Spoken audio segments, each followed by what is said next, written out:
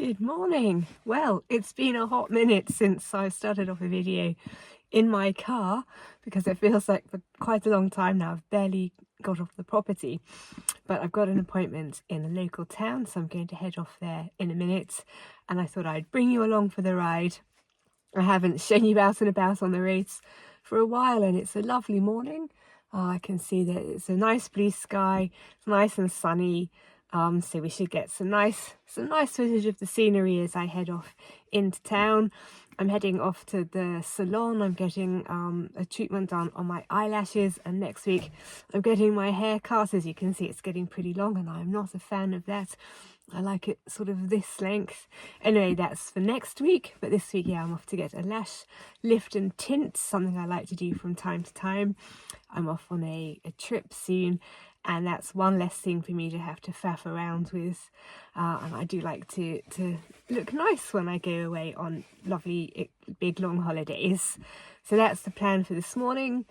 Hopefully you'll enjoy having a look out and about on the Australian countryside in this part of Australia, and I'll catch up with you in town.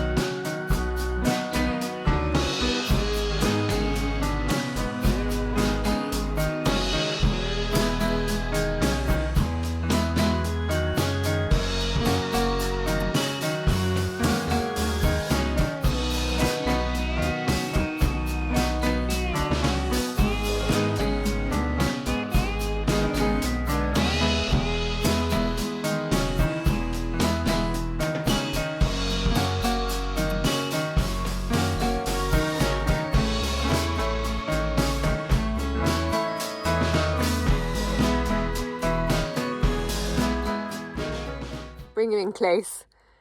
Time to go and see what they can do with these bad boys. Well, that's done. I'll do a big reveal later. I'm heading off to do a couple of errands whilst I'm in town, including dropping off some clothes belonging to Will and I which require repairs that are beyond our skill set. It's very nice here. You can see the boats over my shoulder. Nice to get out and about for a bit, but I do have chores to do when I get home, as you no doubt will see. But for now, I'm going to carry on with my chores.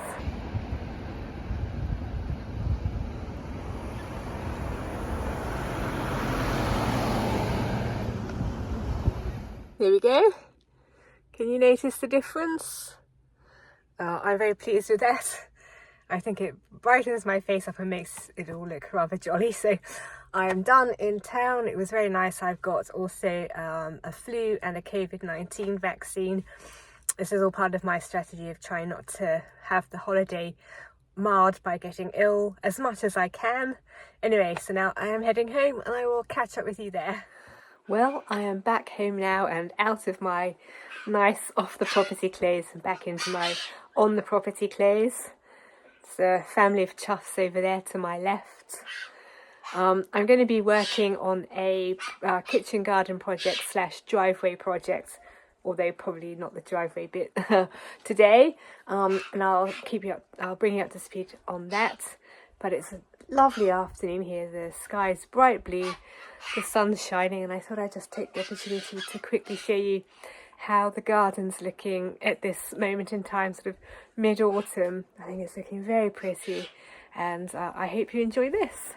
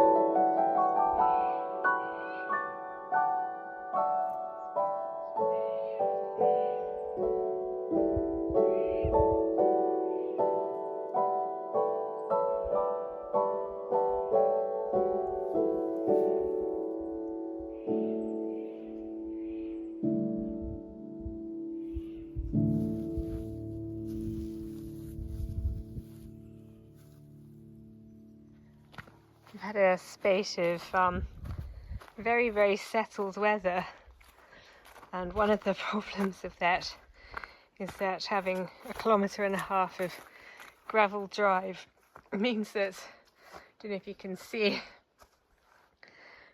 vehicles get kind of dusty.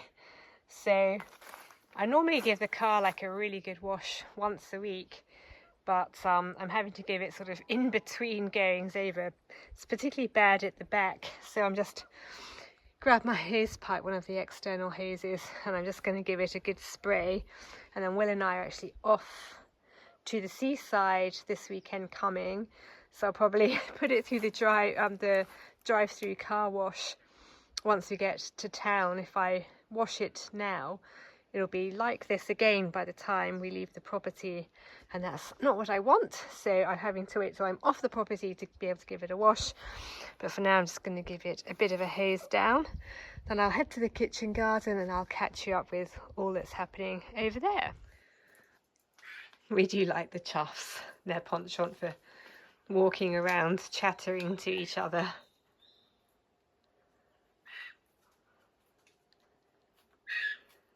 They're very garrulous, charming birds.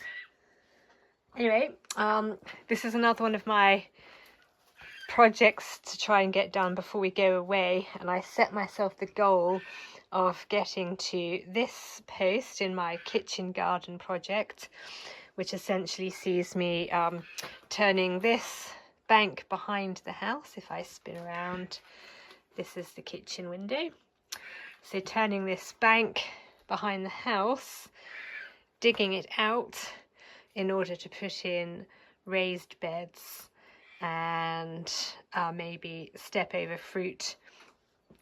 My vision, as I see it, is I'll be putting corrugated iron walls here, a nice colour, not just metal, maybe sort of a pink or a purple, like a lavender colour, and I'll have raised beds with gravel around them and between them, and I may have step over fruit trees, although they won't be step overable, but sort of espaliered fruit trees in front of the walls, and then a cage over the whole thing to protect the produce from within from the pesky birds and animals, so that essentially this will be the part of the property where we can be guaranteed of getting some sort of fruit, some sort of food crop, be that fruit or herbs or salad veg or other types of vegetables. I've essentially got this bay to go, so it's a section of essentially 4 bays, this bay to go and this little bit of this bay, and as I mentioned, I've set myself the task of finishing this bay before we go away. I may even, thinking about it, not even take this bay out, so this could be the final section, but I'll see how I go.